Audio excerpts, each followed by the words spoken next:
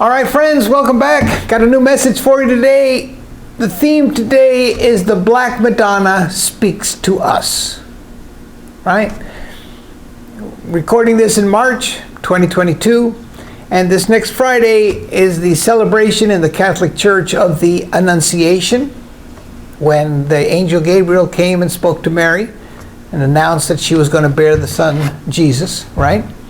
And also there's been a lot of talk about the Immaculate Heart of Mary. In fact, this week the Pope is going to announce that he's going to consecrate Russia and Ukraine to the Immaculate Heart of Mary. So I thought it'd be a good time for us to speak about the Madonna, in particular the Black Madonna. Right? Now I'm going to explain exactly what that is. But before I do, let me just say that this is a bit challenging for me. I don't have a deep connection in my spiritual past with the Mother of Jesus, much less even the Madonnas, right? Has not been really too much of my spiritual journey. Also, the Black Madonna is usually a representation of a two-dimensional image, an icon, right?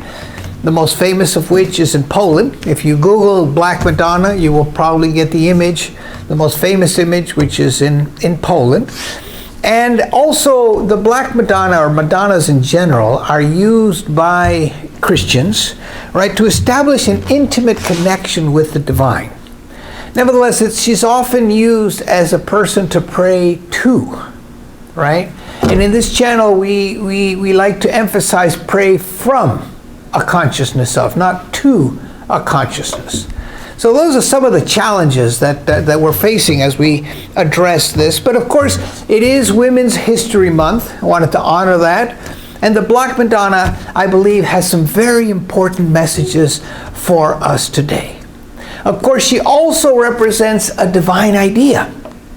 And all divine ideas, are valid, they're important, so we need to, acknowledge that.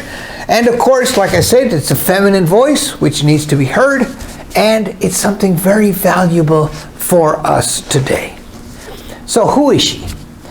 Some of you who know, or you might not know, that all Madonnas in the world, whenever they've shown up and wherever, North America, South America, Africa, Europe, wherever they show up, they're always a representation of the same historical figure, which is Mary, the mother of Jesus. Right? They're all the same expression, the same historical figure. Sometimes she speaks, sometimes she doesn't. Typically when she does appear and something miraculous happens, people will erect shrines, they'll do pilgrimages there. They believe there's a lot of power in that apparition, in those moments of connection, right? We have parades, we have expressions of a lot of spirituality, a lot of prayer. People receive a lot of comfort from this, which is very important. And of course, what people are looking to do is have that intimate connection with God and use the Madonna as a vehicle for that. So it's very important in our lives, but let's ask ourselves, what is the metaphysics for us of the Madonna? Well, Karl Rahner said the Christians of the future will be a mystic or will not exist at all. And I like that because I consider this channel to be a message to the Christian of the future. And he said, the Christian of the future will be a mystic or will not exist at all. And what he's talking about when he says mystic is a genuine experience of God emerging from the heart of existence. A genuine experience that is felt right in here. That's how he's defining the idea of being a mystic. And of course, of the story of Mary. Angel Gabriel appears to her. You can look this up in Luke 1:26. That's where the story starts. Those of you who are Bible readers, I encourage you to go and read that and read it detailed. It's a beautiful little story. Right? The Annunciation, that moment in which the angel Gabriel announces to Mary, you're going to bear a child. and this child is going to be the Son of God. And there's a little bit of dialogue with Mary. She's a little bit surprised, maybe a little fearful. And she says, well, how can I bear a child? I haven't been with a man. She says, this Holy Spirit will come upon you, right? And Mary goes through this little process, but at the conclusion of that, she says these very powerful words. Listen to this. Here I am, the servant of the Lord. Let it be with me according to your word. This is why the Annunciation is such an important moment, and it's that willingness of Mary. Here I am, a servant of the Lord. Let it be with me according to your word, right? So, the reason I chose the Black Madonna is because she's different from the other Madonnas that you may see. The Black Madonna is always portrayed with having the baby Jesus on her lap. But what's interesting is that she's always looking at us. She's never looking at the child. Other Madonnas, other representations, statues or whatever, sometimes the mother is looking at her child and the child is looking at her. In these representations, she's always looking at us. And also, the baby Jesus is looking at us. He's not looking at her either, which I think is very significant because the Black Madonna glows with an inner fire that can be seen only by those who are convinced that the door is on the inside. In other words, she's telling us it's in you, right? It's coming right in here. And when she looks at us, she's carrying, therefore, the memory of the Annunciation, the memory of having said yes to God in such a powerful way, and it's calling for our own union with God. That's why it's so powerful. You look at that, and what you get is your own call for the union with God. Very powerful metaphysics for us. And the image, therefore, draws us inward, takes us inside, leads to an inner awareness, an inner connection that is so important of our divinity and our humanity. That's what we call communion with God, or the memory of God.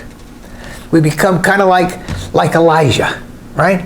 Elijah running away for his life. He goes up into the mountain. He's hiding in a cave, and he hears something. He thinks it's the voice of God. And he goes out and he looks at the earthquake and the thunderstorm, and it says God wasn't in that, and God wasn't in this. And suddenly comes a still, small voice from that inner door. It says, Elijah, right in here. Elijah. We become like that. When she looks at us, we open that inner door. The still, small voice. One of the most beautiful words in the Bible. The still, small voice that Elijah celebrated. So, in my message today, I've gleaned sort of three central themes that the Madonna can help us with. Okay? One I'm calling the Incarnation. The other is the value of darkness. And the third is the mirror of compassion. I'd like to share those with you today. So the first one is the Incarnation. Now, like I said, Mary is credited with being the mother of Jesus. You know that in traditional Christianity, Jesus is seen as the Son of God, or seen as God. So she's credited as being the mother of God, right? Now, that's why we call Mary as being responsible for the Incarnation. That's what it's called, the Incarnation. Now, metaphysically, Mary represents how we give birth to our own Christ consciousness, you see. How we give birth to our own Christ consciousness. Now, this may sound a little bit radical, but I found three traditional Christians that speak directly to this. I think are so powerful. Listen to the first one. St. Maximus the Confessor. He says, by the power of the Spirit, Christ is always born mysteriously and willingly in us, becoming incarnate in us. Christ is always born mysteriously and willingly. becoming incarnate, part of who we are. And St. Augustine, you remember St. Augustine? The members of Christ, in other words, all people who are on the spiritual path, give birth in the Spirit. All of us give birth in the Spirit, just as the Virgin Mary gave birth to the Christ in her womb. In this way, you will be mothers of Christ. This is not something that is out of our realm or your realm. It is not beyond you. It is not incompatible with you. You have become children. Be mothers as well. You have become children. Be mothers as well. But perhaps the most powerful is Meister Eckhart, the German mystic, says it very succinctly and powerfully. We are all meant to be mothers of God. For God is always needing to be born. Whew. We are all meant to be mothers of God. For God is always needing to be born. Powerful idea. Now, maybe you've seen yourself as a child of God. Have you also seen yourself as a mother of God? When we talk about the Incarnation, that's what we're talking about. We look upon this image of the Black Madonna, and she's looking back at us, and if we could put words to what she's doing or saying, is be like me. Be a mother of God. Allow the Christ consciousness to become incarnate within you. Let your heart be the good soil, right? Let your heart be that good soil in which you can conceive the divine idea of divinity, where it can be nurtured, where it can mature, where it can grow. We can, take life, allowed to grow and to flourish, and ultimately to give birth in full expression of who and what you are. That's what it means to be a mother of God, allowing the Christ consciousness to come forth. Now, about a few weeks ago, in the evening, I received some news which upset me. It was a cancellation of an event that I had, and the cancellation was not done very harmoniously or lovingly. It was kind of upsetting to me. And I went to bed angry, right? They say don't go to bed angry, but I went to bed angry. And guess what? I woke up angry.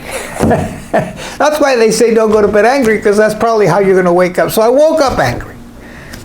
I'm grumbling. I'm going to the subway station. I get down to the train. I'm going to get on, and the door's closed right in front of me. I try to put my hand in the door to block it so that it would open. I can walk back in, but this train did not open the doors. My hand was stuck there. I had to pull it out. I ended up having a bruise on my arm. The train takes off. Take the next train. Come out of the train station. I got to take a bus now. Just as I'm coming out of the train station to street level, my bus takes off, right across the street. Just takes off. Got to wait for the next bus. And I'm mumbling. I'm angry. I'm having a terrible time. I get into the office, and I'm still mumbling. I'm angry, right?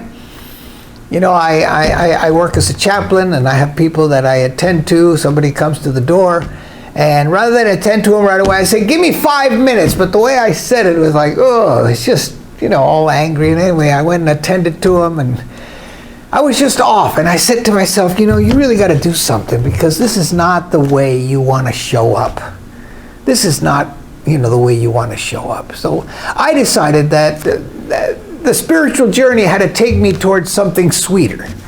Now, they've recently opened up a new Dunkin' Donuts across the street from our building. So I decided if I got a sweet donut, it's going to help me out a lot. So I went out across the street, got myself a donut, cup of coffee, and it was a rainy day. So I go under a scaffolding. I didn't want to come back into the office because, you're just in the same energy. I wanted to just take my time, have that donut, and allow this transformation of the anger to happen. I'm sitting there eating my donut, drinking my coffee, and I happen to look up, at an angle here, and I'm seeing in the scaffolding 3 birds.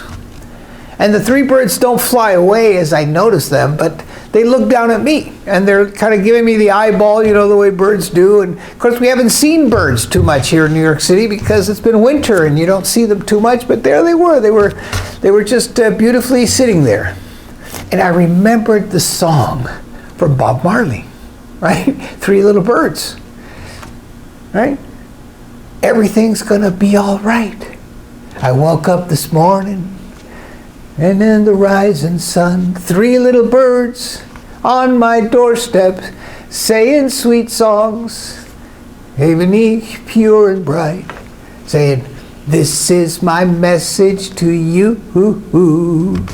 Don't worry about a thing. Every little thing is gonna be all right. Started singing that, right? Every little thing is gonna be all right. And wouldn't you know it, the anger melted. I was able to find my joy. I was able to find my heart. I was able to return and to be of service to the people that I want to be of service to, right? Also to myself. So in that moment, I became the mother of God. The Christ consciousness was born in me again. So that's the first important message. Be the mother of God. You are the Incarnation. The second idea, the value of darkness. Now, like the Annunciation, Mary is told that the Spirit will come upon her. And if you read the passage carefully, it says that she will be overshadowed by the power of God.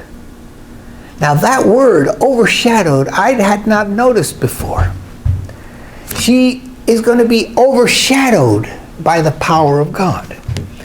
So what I conclude from that is that it was God's shadow that made the child holy. God's darkness. The Black Madonna shows us what it looks like to be covered by God. Now this is tremendous metaphysics, right? Because we know that the light always will shine forth from the darkness, but sometimes we forget about it.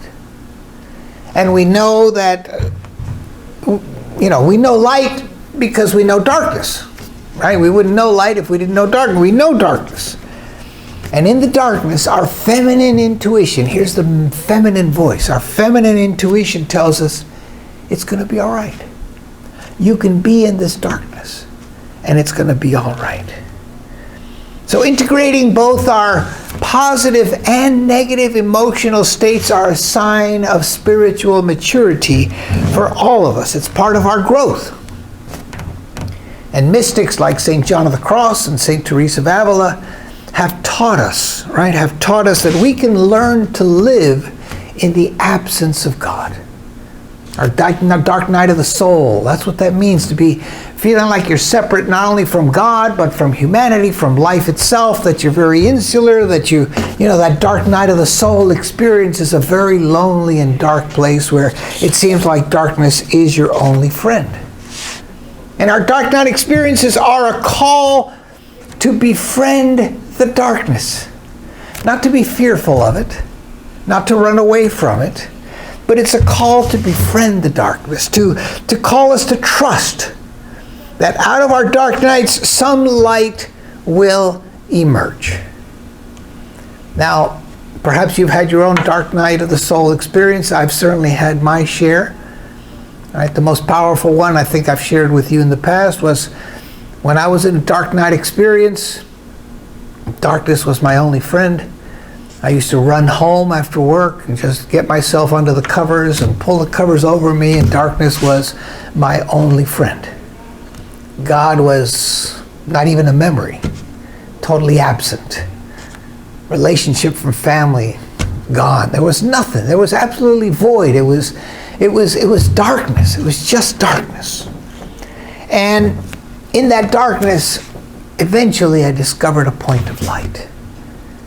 And thank God I knew enough to put my attention on that point of light, and eventually that point of light grew, and I came out of that dark night experience with a renewed experience. Actually, it was one of the key moments in my life when I decided when I really felt the call to ministry. So here's the Black Madonna, and she's looking at us. Her child is looking at us. And she looks at us, like I said before, with that willingness of the Annunciation. The willingness of the Annunciation is there, but it's also there with the power of the Incarnation. Not only the willingness to accept the role, but the Incarnation actually go through with it to birth the Christ consciousness, to be the Mother of God. Oof. So once again, if the Black Madonna could speak to us, she would say something like this. She would say, you have a superpower. And the superpower that you have is that you know that no matter how dark it is, the light is always there. Trust the darkness. Trust the process. Befriend it. Don't fight it. Be with it. And you too will see the light. Right? Value of darkness. The third idea was the mirror of compassion.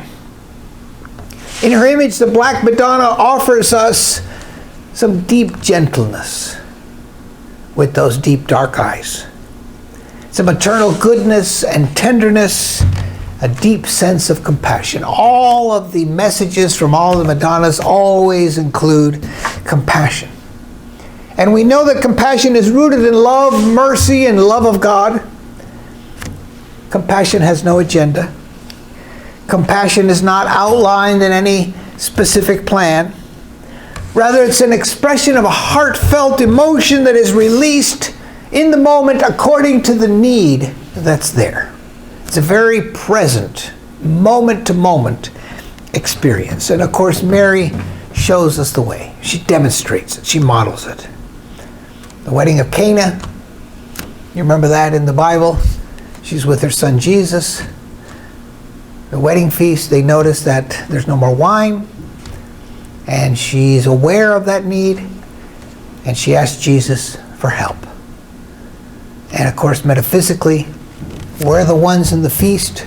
We're the ones that are growing thirsty for the wine of life that we don't have. And here comes Mary with her compassion, calling forth the Christ to issue forth the living water. Right? And what does she say to the servants, right, when Jesus finally does speak? She says to them, do whatever he tells you. Do whatever he tells you. Friend, do whatever God tells you. Another powerful moment of compassion in the life of Mary is at Calvary at the crucifixion. You know, Jesus is brought down, and she gets to hold Jesus' dead body, right? And if you've ever been to Rome, walked into St. Peter's Cathedral, you'll see in there Michelangelo's famous statue of the Madonna holding the Jesus that's just been brought down from the cross, called the Pietà. And in that Pietà, if you look at the face of Mary, she's not suffering. She's not seeing Jesus as a victim. She's beholding Jesus as if she is beholding or holding on to a newborn child with that face of compassion, of mother love. Just pure compassion and love. And so she teaches us how to sit in the face of suffering and pain. Right? She teaches us how to be with that suffering, with that pain, and even with death. Right? This priest, Ronald Rolheiser, said the following. I found this very powerful. He said, what the world needs, first of all, from all of us, is comfort. Help in lifting and understanding its complexity, its wounds, its anxieties, its raging restlessness, its temptations, its infidelities, its sins. Like the prodigal son, the world needs, first of all, to be surprised by unconditional love. Sometimes later, there will be time for that which will want a hard challenge. The comfort we offer must be the product of what we ourselves feel when we come to know for ourselves the infallible, all empathetic, all embracing, all forgiving heart of God. That God understands our complexity, our weakness, our anger, our lust, our jealousness, our despair, stands inside our muddled, wounded, and guilty hearts and breathes out peace. He's making a clear sign for compassion. I don't know about you, but with the political situation between Russia and Ukraine, I find it sometimes very hard to find compassion. And what this priest is teaching us, what Mary is teaching us, is that first we offer compassion. First we offer comfort, help and lifting understanding, being with that. And I believe that what I'm going to recommend to each and every one of you is something called the metta meditation from the Buddhist tradition. This is called the meditation of loving kindness. Just look up metta meditation on Google, M-E-T-T-A, metta meditation. They'll give you clear instructions as to how to do this, but basically it's how to nurture your own self-compassion, because I believe that though we may be able to show some compassion in the outside world, we oftentimes leave ourselves out. So it's very important to nurture our own compassion for where we are, where maybe we're not allowing ourselves to feel God's love. So a metta meditation, you repeat a phrase, and one of those may be, may I be safe, peaceful, and free from suffering. May I be safe, peaceful, and free of suffering. Hand on your heart, you breathe, you repeat this over and again like a mantra, and you allow that peace, you allow that comfort, that love to come in you. It helps with ideas of unworthiness, self-doubt, judgment, self-criticism. So, there's a song that I love very much. It's called the Peace Song. The Peace Song says, "Let there be peace on earth and let it begin with me."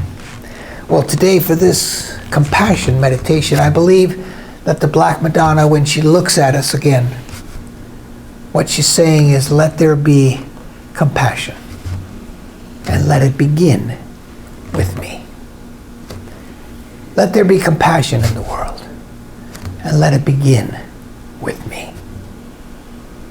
So friends, the Black Madonna speaks to us today, reminding us of the Incarnation, saying something like, be like me, the Mother of God. Teaching us about the value of darkness. You have a superpower. No matter how dark it may seem to be, the light is always there. Number 3, the mirror of compassion. Look upon that image. Open that heart. Let there be compassion in the world, and let it begin with me.